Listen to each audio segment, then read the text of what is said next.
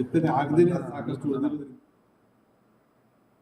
ಮಧ್ಯಪ್ರಾಚ್ಯದಲ್ಲಿ ಯುದ್ಧ ಏನು ನಡೀತಾ ಇದೆ, ಅದರ ಎಫೆಕ್ಟ್ ಇವಾಗ ಹೆಂಗಂತ ಬಿಟ್ಟಿದೆ ಅಂದರೆ ಡೀಸೆಲ್ ಪೆಟ್ರೋಲ್ ಎಲ್ಲದರ ಮೇಲೂ ತಡ್ತಾ ಇದೆ. ಇವಾಗ ಡೀಸೆಲ್ ಬೆಲೆ 8 ರೂಪಾಯಿ ಏರಿಕೆ ಆಗಿದೆಯಲ್ಲ, ಆ ಕಾರಣಕ್ಕಾಗಿ KSRTC ಮತ್ತು BMTC ಟಿಕೆಟ್ ದರದಲ್ಲಿ ಏರಿಕೆ ಮಾಡಬೇಕಂತ ಹೇಳಿ ನಿಗಮದಿಂದ CMಗೆ ಮನವಿಯನ್ನು ಮಾಡಲಾಗಿದೆ. ಸೊ ಬರ್ತಕ್ಕಂಥ ದಿನಗಳಲ್ಲಿ ಇವಾಗ ಏನು ಬಸ್ ಟಿಕೆಟ್ ದರವನ್ನು ಏರಿಕೆ ಆಗುವ ಸಾಧ್ಯತೆ ಇದೆ. 33% KSRTCದು, 40% BMTCದು, ಇನ್ನಿತರ ನಿಗಮಗಳಿದಾವಲ್ಲ ಅವೆಲ್ಲದರೂ ಕೂಡ ಹೆಚ್ಚಾಗುತ್ತೆ ಅನ್ನುವಂಥ ಮಾಹಿತಿಗಳಿದಾವೆ.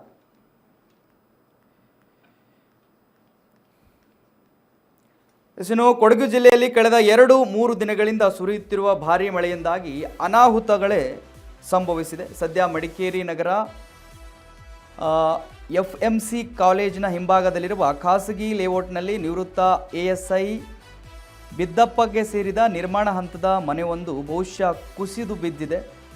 ಇನ್ನು ಮನೆಯ ತಡೆಗೋಡೆ ಕುಸಿದಿದ್ದು ಇಡೀ ಮನೆಗೆ ಅಪಾಯ ಎದುರಾಗಿದೆ. ಗೃಹ ಪ್ರವೇಶಕ್ಕೂ 2 ತಿಂಗಳು ಬಾಕಿ ಇರುವಾಗಲೇ ದುರಂತ ಸಂಭವಿಸಿದ್ದು ಕನಸಿನ ಮನೆ ಕುಸಿದು ಹೋಗಿದೆ. ರಾತ್ರಿ ಸುರಿದ ಭಾರೀ ಮಳೆಯಿಂದಾಗಿ ಮನೆಯ ಕೆಳಭಾಗದ ಮಣ್ಣು ಕುಸಿಯಲಾರಂಭಿಸಿದೆ. ಇದೇ ವೇಳೆ ಸ್ಥಳೀಯರು ಮಣ್ಣು ಕುಸಿಯುವ ದೃಶ್ಯವನ್ನು ಮೊಬೈಲ್ನಲ್ಲಿ ಸೆರೆ ಹಿಡಿದಿದ್ದು ಸುಮಾರು 3-4 ದಿನದಿಂದ ಏನಂತ ಹೇಳಿದ್ರೆ 3-4 ಅಡಿಯ ಬೃಹತ್ ಗೋಡೆಯ ಮಣ್ಣು ಕುಸಿದು ಬಿದ್ದಿದೆ.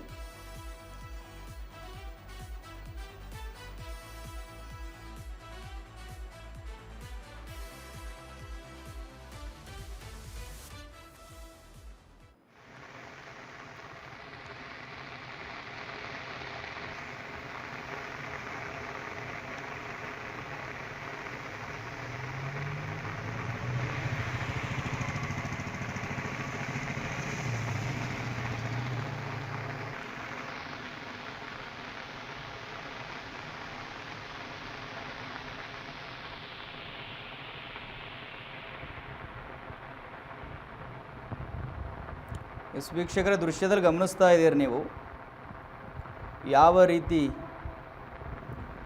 ಮನೆ ಕುಸಿದು ಬಿದ್ದಿದೆ ಮಳೆಯ ಅವಾಂತರಕ್ಕೆ. ಕೊಡಗು ಜಿಲ್ಲೆಯಲ್ಲಿ ನಡೆದಿರತಕ್ಕಂಥದ್ದು ಕಳೆದ 2 ದಿನಗಳಿಂದ ಭಾರೀ ಮಳೆ ಸುರಿತಾ ಇದೆ, ಅನಾಹುತಗಳೇ ಸಂಭವಿಸಿದ್ದಾವೆ.